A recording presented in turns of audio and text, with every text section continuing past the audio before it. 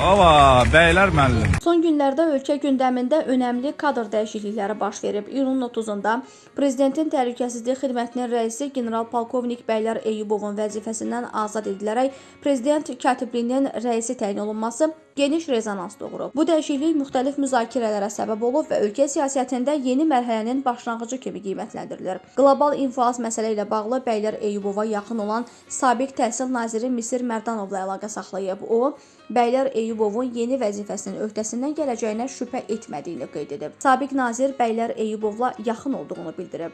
Bəylər Eyyubovu çoxdan tanıyıram. Etiraf edim ki, tək özünü yox, qohumlarını, qardaşlarını, övladlarını da yaxından tanıyıram. Uzun illər Ulu Öndər Heydər Əliyevə xidmət etmiş, ona və ailəsinə sadiq bir adamdır. Bəylər Eyyubov evini, ailəsini, hər kəsi bir yana qoyub, Ulu Öndəri bir yana. Daima onu qoruyub, onu qoruyanlara rəhbərlik edib. Ölkə başçımız bütün bunları bilir. Qeyd edim ki, bu ailə, Heydər Əliyevin ailəsi çox qədrbilən ailədir. Kimsə bu ailə üçün hər hansı bir addım atıbsa, onun qədri həmişə bilinib və dəyərləndirilib. Misir Mərdanov Bəylər Eyyubova prezident tərəfindən dəyər verildiyi üçün bu vəzifəyə təyin olunduğunu deyib.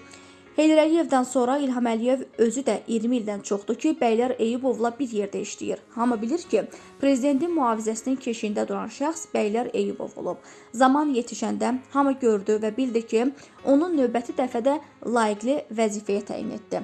Sabiq nazirin sözlərinə görə bundan sonra da Bəylər Eyyubov ölkə başçısının yanında olacaq. O yenə də İlham Əliyevin ətrafında öz işini davam etdirəcək. Allah Bəylər Eyyubova uzun ömür versin. Onu təbrik edirəm, yeni işində uğurlar diləyirəm.